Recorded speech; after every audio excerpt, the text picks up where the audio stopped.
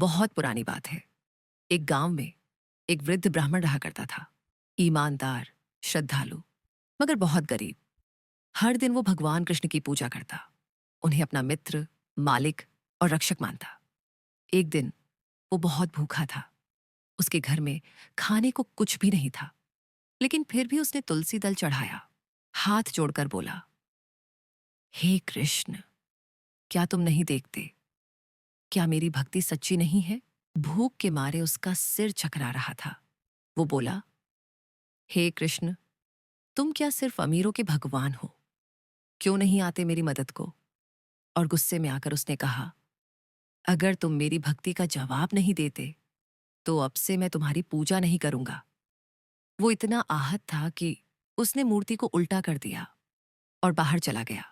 रात के तीसरे पहर दरवाजे पर दस्तक हुई। ब्राह्मण ने खोला। सामने एक युवक खड़ा था, दिव्य तेज लिए। उसके हाथ में एक थाली थी जिसमें गरम खाना, मिठाई, फल और सोने के सिक्के थे। वो बोला, आपके मित्र ने ये भेजा है। बोले, भूखे को भूखा रखना मेरा धर्म नहीं। ब्राह्मण चौंक गया।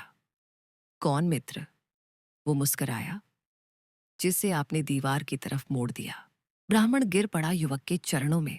उसने कहा, हे कृष्ण, मुझे क्षमा करो, मैंने तुम्हें श्राप तक दे दिया था।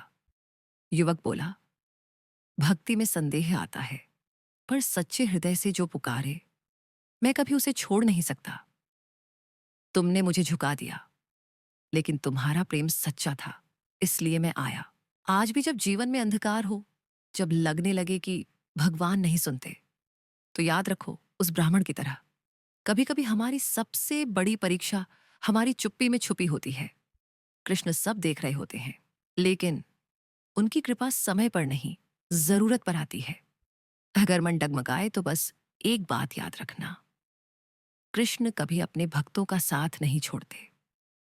अब कमेंट में लिखो, मैं कृष्ण पर विश्वास रखता हूं, और इस कहानी को उस तक पहुंचाओ जो आज विश्वास खो चुका है। जय श्री कृष्ण।